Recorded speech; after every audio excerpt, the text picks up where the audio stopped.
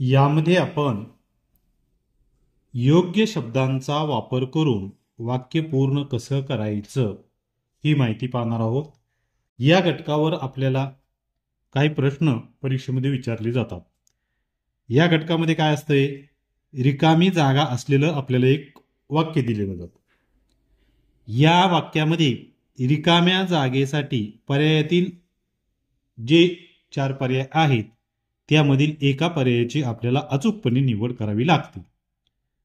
हे प्रश्न सोडवताना लिंग, वचन, प्रत्यय, काळ या ज्या गोष्टी आहेत या गोष्टींचा काळजीपूर्वक विचार आपल्याला करावा लागतो.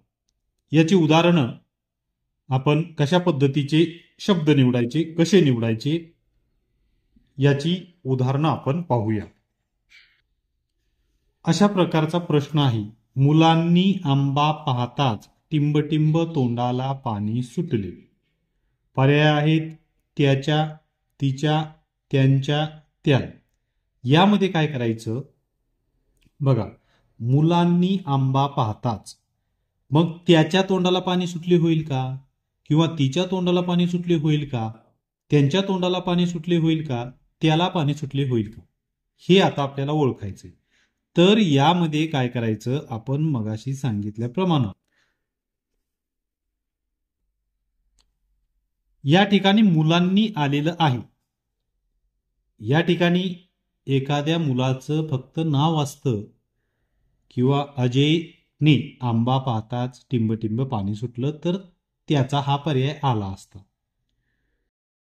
या ठिकाणी मुलांनी म्हटलंय, मुलीचं जर एखाद्या नाव असतं तर तिचं आलं असतं.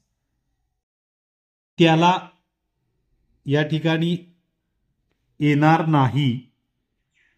मुलांनी म्हटले म्हणून मुलांनी त्यांच्या हे वाक्य, हा शब्द या ठिकाणी बसतो. त्यामुळे पर्याय क्रमांक 3 हे त्याचं उत्तर असणार आहे. मुलांनी आंबा पाहतात त्यांच्या तोंडाला पाणी सुटले. या प्रश्नामध्ये झाडावर मला गुलाबाचे सुंदर टिंबटिंब दिसले. याच्यामध्ये क्रियापद दिसले जे हे आहे हे एक वचनात आहे.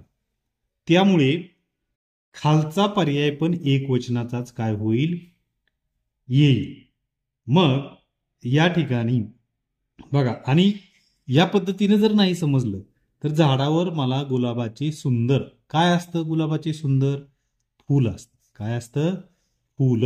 त्यामुळे मला सुंदर फूल दिसले हा पर्याय या ठिकाणी काय होईल, योग्यपणे येईल. अशा पद्धतीचे प्रश्न याच्यावर आधारित आपण काय करायचे असतात, सोडवायचे असतात.